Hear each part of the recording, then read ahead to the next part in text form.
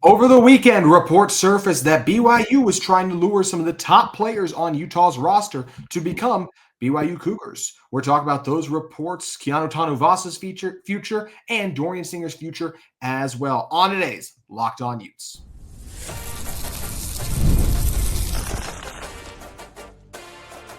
You are Locked On Utes, your daily podcast on the Utah Utes. Part of the Locked On Podcast Network, your team every day.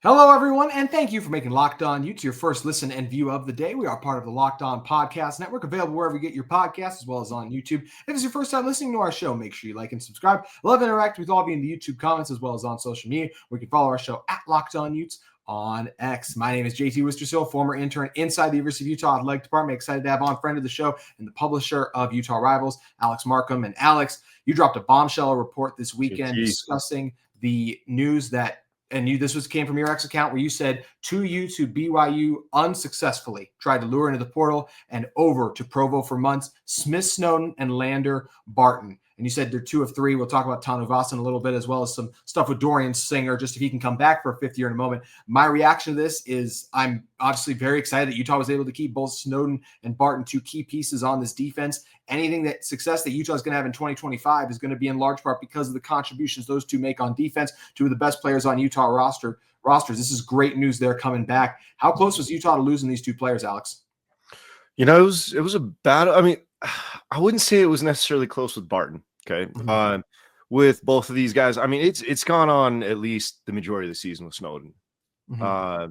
You know, now let me get this out of the way first too. Okay. Like, tampering is perfectly normal in college football, even though it's illegal and the NCAA still turns a blind eye to it. Right. So is just a certain amount of teams doing it? I mean, the majority of teams are doing it, at least on the P4, P5 level. Right. You know, it's just interesting when somebody is pursued for as long as, 1, Smith Snowden is pursued, and 2, you know, Barton was being pushed towards the tail end of at least the tail end of the season as well. Mm-hmm. You know, that was quite the bomb that was dropped to me when I was made aware of that. Right. You know, I mean, typically you think, I mean, Barton's a, you know, true Ute through and through. His family, I mean, they never turn their backs. And I mean, I've talked with plenty of people close to that situation, and yeah, that was, you know, you can push him and push him and push him. For him, really, it's gonna be Utah, or I mean, he's still gonna, you know, see what the draft grade comes up to, right? You know, which I would expect him to do. You know, but yeah, so that one, you know, I mean, I was surprised to hear the name. Thought it was really funny that they were trying to. Really, I'm kind of sitting back like, good God, that's a lot of balls. That is a lot of damn balls, right? You know, and it didn't stop there. Like, you know, you're sitting there hearing like BYU was so big for their britches that they were pursuing pretty much. They wanted to pursue as many Utah defensive starters as possible and try to up their NIL in order to, you know, weaken the rival, which good for them, great. But when they're not in the portal, so why wouldn't I put it out? I'm sorry, BYU fans. I know I'm probably still getting attacked right now. Like, I literally have my phone on silent, you know, and I've got a good amount of BYU accounts muted or blocked. So don't even know how bad it is. I've just been told like, oh, BYU fans aren't happy that you're telling the truth, you know? So, but yeah, the Snowden stuff was real, you know? He, to the Snowden family, they're very, very smart with thinking above and beyond the NIL. I mean, Barton's family too, right? Like, I know Barton could have taken a lot of money when he first signed with Utah, and the family wouldn't do it with the U. You know, they're like, look, he's fine. He'd come here anyways. You know, just we're good. We're Utes. You know, Snowden's family. You know, money's important. Money will get you to listen. You know, but in the end, it's about development for those guys. I mean, hell, that's what his dad does. His dad helps place kids at other schools and looking out for them and putting them in the best situation, and not just placing them at schools, but like giving them the right tools to be able to succeed and go forward. Right. You know, and so that was just one of those processes where, you know, Smith had agreed on his deal. And then, you know, not long after that, I mean, BYU was still pursuing. You start hearing rumblings that, they've at least doubled what he was, being offered at Utah. I don't know. I'm not sure if Utah ended up coming back with anything else, right? But I think I talked about on the last episode with you that, it's kind of a fine line to walk where at Utah, they have almost like a salary cap for their positions. Okay. You go above a certain point with those salaries and salaries. It's so crazy to talk salaries, right? With college football, but you go above that point, and then they view it as kind of getting in hot water and like, oh, what kind of can of worms is this going to open up, right? So it's kind of a fine line to walk, but really, when it came down to it, it's again development is huge for those guys. Smith, it might be one good year away, one second team, first team all conference season away from being able to throw his name in the draft, right? If not, it's not that far away. BYU fans are going to be sitting back, and I've seen some of the comments like, oh, well, hey, we still have the spring transfer portal. So they're like literally sitting there openly saying like, oh, hey, we'll tamper again. It's just, it amuses the hell out of me, and it amused the hell out of me when, before I even dropped their names and I put a tweet out saying, talking about the Utah Man of I tweets, and that, there was a school out there that was openly pursuing multiple Utah starters still, right? And then, obviously some of the guys leaked Snowden's name down under that below, and just, it was crazy and so funny just to see BYU fans fall for that and freak out and just get so giddy and talk about this like, oh my God, we got Smith Snowden, right? It's like, sometimes there's a method behind posting certain things. Let's just put it that way. And I'll say this too, just about to BYU in general. Like, yes, what we talked about going on behind the scenes, they're trying to lure Utah players, and you mentioned this as well, Alex. This is college football today. It's not like BYU is the only team doing this. Literally, Cameron Calhoun. I mean, it seemed pretty clear there, right? Like he tweets out a Utah man of mine. He's trying to recruit another player there. Then all of a sudden he leaves Utah. That there was why would you be recruiting guys unless, as you and other people kind of reported, there was other offers in it. So this is the world of college athletics. It can get very messy. It is. I mean, look, Barton had more offers than just BYU. Okay. Sure. So yeah, did I just say BYU? Yeah, I just said BYU, right? Those fans hate me. Why not just have a little bit of fun with it, and especially expose them when they're doing something so blatant, right? And like pretty much being cocky about it behind the scenes. I mean, why not have fun with it, right? So yeah, I mean, Barton had a lot more offers than just that. Calhoun, Tanuvasa. I'm sure Snowden had others as well. I mean, that was BYU was the one that was highlighted so much just because of his dad's ties and because they've been so insistent ever since he ended up going to Utah that they were going to get him back. Yeah, it was too much. What were we going to say? No, I was just saying, you're exactly right. I mean, tampering, like, look, tampering happens at every damn school there is. Yeah. I mean, you can look back and like when the stuff was going on with Arbuckle, right? And everybody's just automatically assuming, okay, if Arbuckle comes to Utah, oh gosh, why can it Mayer, whatever the hell to do. The quarterback, John Mayer, he's talented as hell, but like, oh yeah, well he's going to be coming to Utah then, right? And everybody's just like automatically assuming and this and that. It's like, so this stuff's out there, right? Regardless of any school. Again, this was just one of those situations that was just so amusing just because the motives behind all of it and everything. That like, why not have fun and put it out? Now Tanuvasa, I mean, I know we'll get to that in a bit. There's plenty of other layers with that, and who knows where that can go. I mean, they might have, I've heard mixed things that it was BYU or USC that took him out of the portal. And again, we can talk about that in a minute, but same time too, it's Utah could still lose out on Tanuvasa. That could still be a sting. But yeah, and that is exactly what I want to talk with you about, the whole Tanuvasa saga that is going on. We're going to be diving into that and eventually get to Dorian Singer's potential fifth-year eligibility in one moment.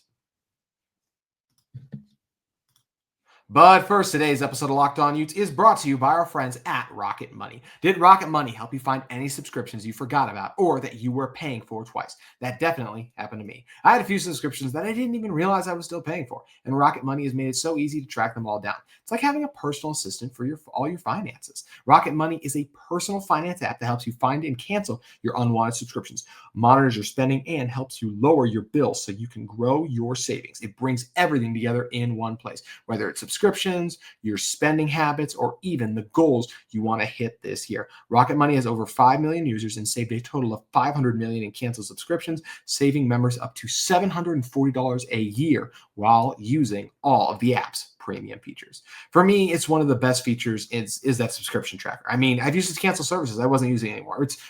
There's so many services out there. It's hard to remember and keep track of what you're paying for. So that's where Rocket Money comes in. They alert you to what's going on, and they've already helped me save a ton. I mean, with their goals feature, I've been able to automatically set aside money for my future. No more stressing about budgeting every month. Cancel your unwanted subscriptions and reach your financial goals faster with Rocket Money. Go to rocketmoney.com/lockedon today. That's rocketmoney.com/lockedon today. rocketmoney.com/locked-on to start saving today. All right, Alex, continuing to talk about the craziness that has been the transfer portal with some of the top players. One of the biggest shockers of the transfer portal was the fact that Keanu Tanuvasa entered the portal. And that was someone that when he first entered the portal, there were reports that came out that, hey, it was USC and Michigan were kind of the front runners. And you even kind of brought up, hey, now BYU has kind of worked their way in there too. And there's been a large push on social media as of like just last week to get Tanuvasa back to Utah. We still don't know what he's going to do. And I think one of the things I liked about your reporting too was you said, hey, BYU succeeded, and this comes to us from your X account, BYU succeeded in getting Tanuvasa to the portal. And it feels like it changes every 6 to 12 hours on where he'll go. Well, as we sit here on Sunday, December 29th, what have you make of this whole saga? And I mean, just how surprised were you to see Tanuvasa enter the portal? Yeah, I mean, first off, I mean, there's some stuff that I can talk about, some stuff I won't, just because of how fluid the situation is. But yeah, that was a shocker. That was a shocker to say the least. I'll tell you this, and so whether people want to say it was USC that got him in the portal or BYU, BYU was making overtures to him towards the tail end of the season, just like those other guys, right? And the family told him off. Mm-hmm. So, now and then all of a sudden, he goes in the portal right after putting out that awesome video, right? And motivational, like such a motivational tweet, getting everybody hyped, almost like mocking Cam Calhoun, like nice little subtle shade, right? Mm-hmm. And then he does that. Oh man, but I totally understood the fans freaking out the way that they did, just because they felt burned. I get his reasoning on a little bit, even though it's a lot about the money, right? Let's be honest. I mean, there's other factors at play, but yeah, that was pretty shocking, and yeah, I mean, it seemed, it was crazy because all of a sudden everybody's just like thinking and turning their attention to BYU. Then USC and Michigan get in the picture. USC loses Bear Alexander. And yeah, it went back and forth. And, I mean, I know Friday was nuts, okay, because Friday morning, I know BYU staff felt confident that he was theirs. And then midday started swinging, and I started hearing the BYU people like around the collective and others just weren't confident anymore. That it sounded like it was going to be more USC, right? And then you start seeing all the stuff pop up that night about. So when I was doing the the stuff with the air balls, I don't know if you saw that, but I was just in one of those moods, right? So me and good old Paiute decided to just start doing like, any gift that you could think with misses, right? 1 miss, 2 miss, 3 miss, 1 laughing emoji, 2 laughing emojis, 3, referencing BYU missing on the guys. So those, so I mean, Barton and Snowden, right? And then talking about Tanuvasa, and Tanuvasa was the one right there where, again, and who knows, like I said, it's so fluid every 6 to 12 hours, but But at that point in time, BYU fans were, BYU people had lost their confidence. It sounded like USC. And then I'm starting to hear like, well, it's USC, but there might be a chance for Utah, right? It's like, what is going on here? And, you can thank the Fano brothers plenty on helping getting them back into the game, because I mean, they room together, and so they're extremely, extremely close. And yeah, man, it's so you feel like their relationship, depending on what continues to play out, you feel like Utah's been able to get themselves at least back into the race in large part because of those relationships he has with his team. And one of the big things too for people to realize and understand is Spencer Fano, he's still probably one of their highest paid guys at Utah, and deservedly so, but he could have taken a lot more money. But it's about loyalty to him, and it's about knowing where he's been developed and where he's going to continue to succeed. I mean, let's be honest, Spencer, with just a similar year to this year, okay, he could fall off slightly, but just a similar year to this year, and he's a first day draft pick next year. You think he will be? Oh, 100%, 100%. I feel like he definitely has a chance to be. I didn't know. It's with every year it changes who comes out and things like that. But I mean, he's on the trajectory of being another Penny Sewell, Yeah. And so it's like you take a look at that and it's like, okay, well, that money's nice, right? I mean, JT, you'd be sitting there like, hey, oh my God, that money's nice. I could do this. I trust myself, right? But oh, hey, what about the others that got me here and and have put me in this situation, right? Like, do I take this, or do I trust the process, right? And so I'm sure that's kind of what Spencer's drilling home to Keanu right now. I mean, look, you got a guy in Luther Ellis that made it to Pro Bowls. I want to see it was a 1 or 2 time All Pro, leading your position group. And you came in, you weren't a heralded recruit. Look what you're doing. Like, why? It's like, can you hold back one more year, right? One more stinking year. Yeah. And then be able to go and, make all that money back in the pros, and so that's the thing that he's got to weigh right now. I mean, can Utah match it? Yeah, sure. They can get up and they can match it. I mean, it was a decent difference. I'll tell you that. I'm not going to tell you the amount. And the difference, there's a substantial difference between BYU's offer and Utah's offer for Tanuvasa. Everybody's offer for everyone's Tanuvasa, yeah. Okay. But yeah, and so, but I know that there's still been the ongoing conversations, and we'll see where it goes, but yeah, it's an interesting situation. I know 2 nights ago that Utah started feeling extremely confident that they were going to reel him back in, so I feel like it's kind of been a little bit silent since then, right? And so I'm just kind of feeling like he's kind of going through the process and just winding things down, and everybody should hopefully have an answer pretty soon here. But yeah, that was such a weird situation. Do you feel like BYU's NIL is in a stronger position than Utah's NIL collective at the moment? Yeah. I mean, they landed Carson Ryan. They were able to flip Hunter Clegg. There can be other circumstances that happen there, and Utah was able to lure some other guys back. But in a world where NIL is such a big thing, to lose even some players to your direct rival is going to raise those questions. Yeah, and look, Carson Ryan, that was a good job luring him. But at the same time, too, tight ends are going to be used a lot more different in this offense. So you look at things, and I think you and me kind of talked about this last time, or maybe I talked about it with OC. Landon King's probably the better tight end type option for Utah's offense going forward, right? It's not that Utah didn't want to. Utah wanted to keep Carson. I mean, let's be honest, But when you start weighing things, and that weighing things from Utah's end, weighing things from Carson's end, granted BYU didn't do a great job with the tight end this year, but their offense is still more suited for it, yeah. Totally lost my train of thought a little bit on the other stuff because we started talking about Carson. So, is it stronger?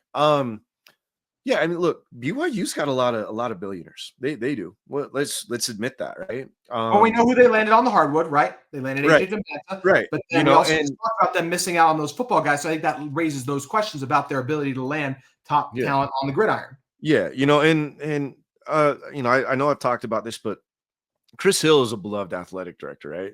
The Mhm. one thing that he screwed up on is not holding his guys accountable that were over the gifts at the time, you know, the donor gifts.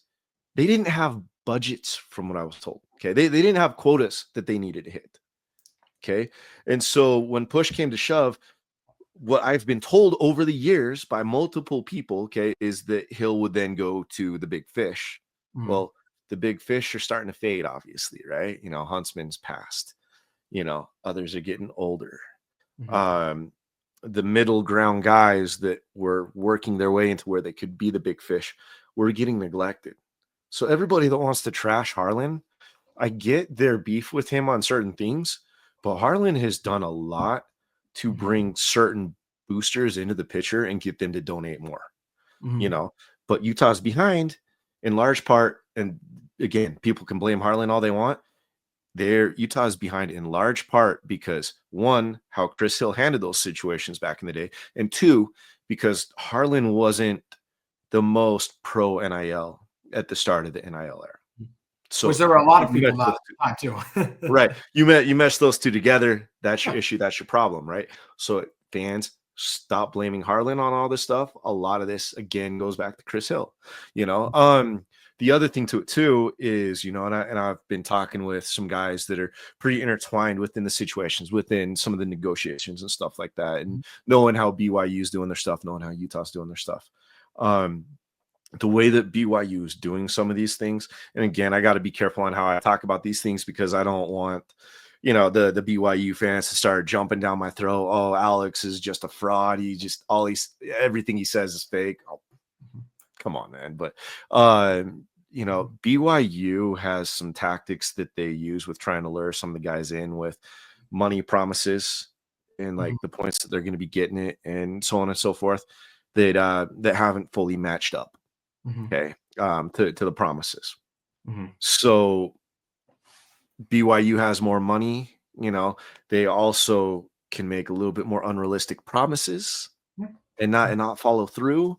Mhm. Yeah, it's interesting. So yeah, I mean, Utah's behind. Utah's definitely behind in that area. I do know that there's some stuff going on behind the scenes where some more money has supposedly been driven in to the NIL portion and stuff like that, and it's been pretty recent because I know some boosters are pretty fed up with some of the stuff going on behind the scenes. Hence why, obviously, I mentioned stuff on Twitter. You know, so yeah. What we are talking about with all of this is relating to the current world of college athletics with transfer portal, NIL, everything. Another big part of all this is eligibility. And there's a big thing and a big push going on by Utah fans, really hoping that Dorian Singer, who you did report on your X account, he's applied for 1 year because he did just play in 5 games as a freshman.